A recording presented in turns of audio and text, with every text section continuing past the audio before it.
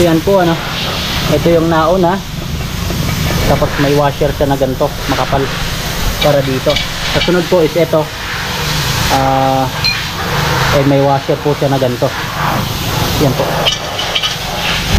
So bubuksan na natin yung ating lining. Ayan, gamit itong 41 kasi yung 39 kasi medyo maluwag. Ito 41 medyo maluwag ng konti.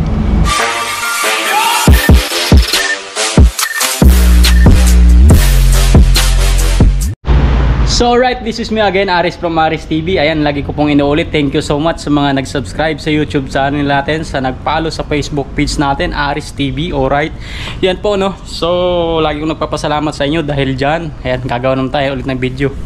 Yan po, so sa likod po natin, ayan, yung ating motor na KRB, Kymco KRB Moto. So for today's video nga pala, naalala nyo yung sa last na videos natin, yung nagpagawa tayo, nagpalinis tayo ng ating panggilid ng KRB. So medyo hindi po tayo satisfied. Bali kahit tropa natin, nakakahiya kasi pag marami ng customer dun sa shop, kung may papadagdag ka pa, nakakahiya. So at this time, bumili po tayo ng ating tools and mga gamit para tayo na mismo yung magbukas ng ating panggilid o CVT. So yan nga po no, para sa mga nagdi-DIY din o sa mga KRB user na gustong mag-DIY, ang mga kailangan po nating tools, syempre papakita po natin ito. So unang-una ito,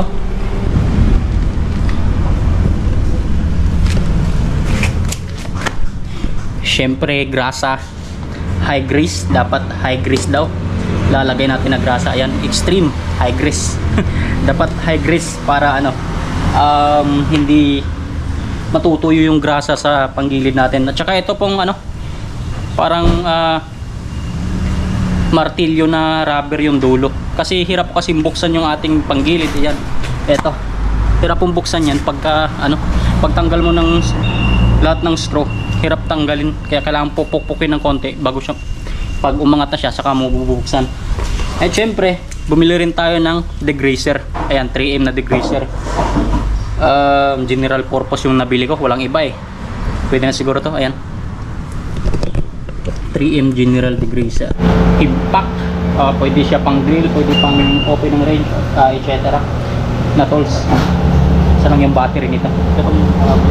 Syempre kailangan natin ng ano, ito long nose, tsaka itong pangbukas ng ano, clutch spring, syempre yung ano, extension ng ano, tsaka yung size 8mm, tsaka Gis 10mm, tsaka ito 19 para sa lock ng panggilid, tsaka itong ano, pambukas ng ating nuts ng ano, lining, size 39 by 41.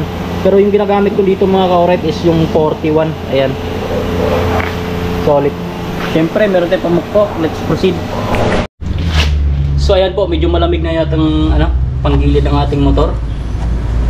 So umpisa na natin baklasin. Alright, so yung una natin babaklasin na screw is ito, and kasunod is Gis. Yan, Gis. Tapos itong sa loob 8.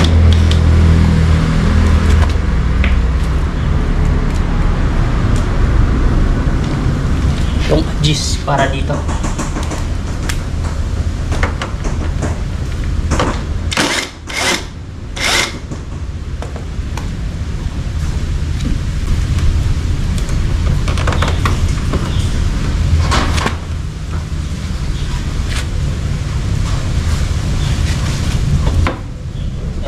Unahin mo lang dito, angat mo ng konti, angat ng konti yung lock pababa, tapos diretso na. Ayan po yung pagbukas, yung unang bearings nya, hindi mo na po itong mabubukas. Ayan, panggilid. Para po dito sa nuts na yan, yan 1, 2, so ito pangatlo is 8. Ayan, 8. Dito po tayo sa public car wash. Yan, sa 2, 3. So buka mo lang to ng konti and Ayan, tanggal na po. So natanggal po yan. Sukat po nito is 8. Then ito po yung 19, tsaka yung sa kabila dito. So 8 din sukat nito mga ka-oray. So yan, dito na po natin magagamit itong pamukpok. Ayan, ito pamukpok na may rubber. Nabuksan mo kasi yan, hindi mo basta-basta may angat. Kailangan mo pukpukin pa nito. Tara.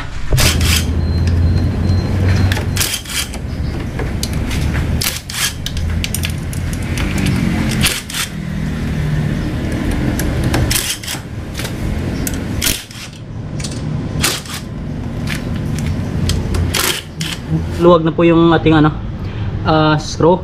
And tatandaan nyo po mga ka-oray, yung bandang dito na side po at saka yung dito mahaba po yan ng konti. Ewan ko kung sukat, no, pero mas mahaba siya kumpara sa sa lahat ng kasama niyang screw. So yung dito banda parang upper left corner, ayan, ito, at saka itong lower right corner, ayan, mas mahaba po yan. Tingnan nyo po ayan, ayan po siya kahaba. Tapos yung iba po, so ganyan po siya kahaba. Tingnan niyo po yung diferensya. Ayan po yung diferensya niya. Medyo mahaba po yung may dalawang pirasong mahaba. Ito po, ulitin ko, yung nasa kaliwang bahagi nasa itaas, saka sa kanang bahagi ng pinakababa. Ito, yan lang po yung dalawa yung mahaba. The rest po pareha ganito na po yung size. Natanggal na natin lahat ng screw. Ayan, lahat ng gilid. Bali ito po 8 piraso lahat. 8 piraso, dalawa yung mahaba, tsaka isa dalawa 6 na yung parehong size, parehong sukat. Yan po yung sa crankcase natin na sa gilid. Tsaka ito po kailangan tanggalin. Kabit po siya ng sa elbow. Yan po yung straight natin, straight elbow. Pinalitan natin ng aftermarket. Yung stock kasi nito mataba, 12 po, ayan po, 12 mm. Yan, para dito. Kasi pag di mo tinanggal yan, hindi mo kasi mababak yan. Kasama siya sa crankcase.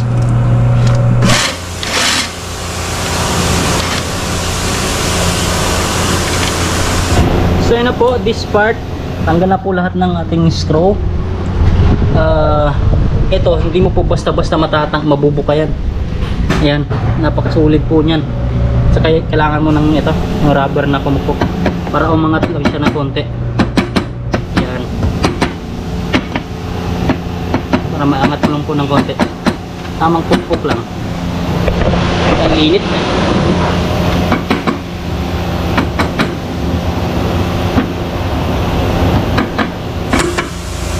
Yan. Hop. Ayan na, buksan natin yung crankcase. So ayan na po, nabuksan na natin yung crankcase. Ayan po yung tsura nya sa loob. Ayan po yung ating CVT. Medyo malinis-linis pa, no? Nilinis kasi natin to nung nakaraan. Nagpalit po tayo ng bell. Hindi ko nalang binidyo, gawa ng pupuntahan sana namin si Motodek dun sa Changwa, kaso hindi natuloy. Alright, so ito yung kasunod. Ito, sukat nito 19. Sabi yan, 19. Yan, kapareho lang itong dalawa, pareho lang sila na sukat, 19. Let's continue. Tanggalin na natin ito. Medyo malamig-lamig na.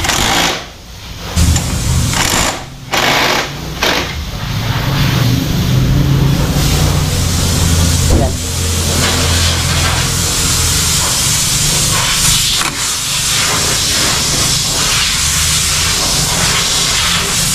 So yan po, ito yung nauna, tapos may washer siya na ganito, makapal, para dito. Kasunod po is ito, may washer po siya na ganito. Yan po. So tanggal na po yung dalawang niya, nut. Yan po drive case nya. Saan natin tatanggal nito? Yung bell, saka lining. Ayan.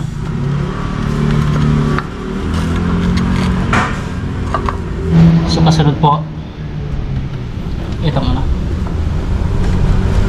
ating pulley. Nako, bumukas pa. So right, natanggal na po yung ating anong, ayan, bell, yung ating lining, pati yung ating pulley, ito. So bali linisin na lang natin ano. Ayan, medyo malinis na sa loob. Pinunasan na natin itong 3M na all-purpose degreaser. Ayan po. Linisin natin yung ano.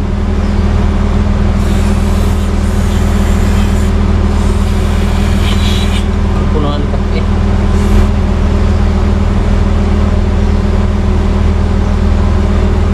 Po, so bubuksan na natin yung ating lining. Ayan.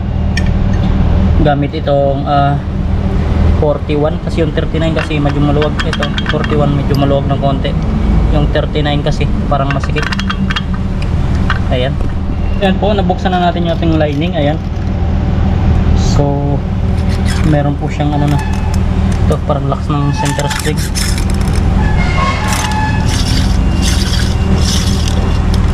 Alright, so lilinisin natin isa-isa na. So pagtanggal po nito, kailangan mo ng flat screw, iangat mo lang ng konti. Open ng flat screw, tapos pangat ng ganon, pangat patalas yan para tanggal mo yung part na to. Lagay mo lang konti pala para lumabas. Oh, yan po ano.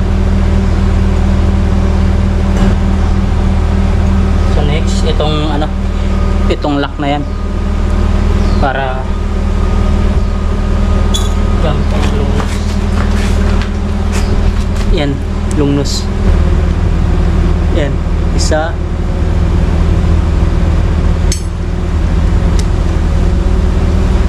dalawa, para mapalitan natin ng bagong grasa. Tatlo, and ayan, iwalay mo na para malinis mo na maayos. Right, linisin mo natin to isa-isa, sabunin natin, sabunin. Since tinatamad na akong magtanggal ng clutch spring, nalagyan ko na ng grasa to nung nakaraan eh. So pasok ko kagabi eh, lihain na lang natin yung gilid. Ito na yung linisin natin. Pumasok po ako kagabi, wala ba ako tulog. Next time na lang buksan natin to, or magpalit tayo ng lining. Ano, makapal pa man, ayan o, sobrang kapal pa. Wala pang, parang wala pang tatsay. Lihain na lang natin. DIY pa.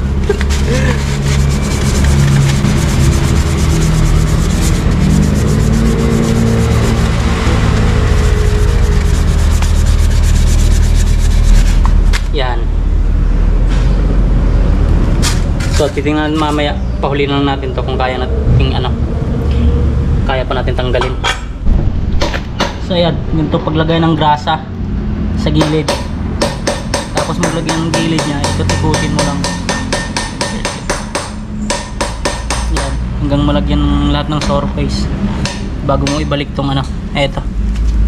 Yung lock, pin lock na dito sa gilid. Ulit-ulitin mo lang hanggang malagyan lahat. Yan, pagkatapos mong lagyan, no, punasan mo yung mga kalat-kalat na ano, kalat-kalat na grasa para hindi magtalsikan dun sa ano mo, pulley. Makalat pa sa pulley mo tsaka sa init. Bago mo ibalik itong ano, pin nya.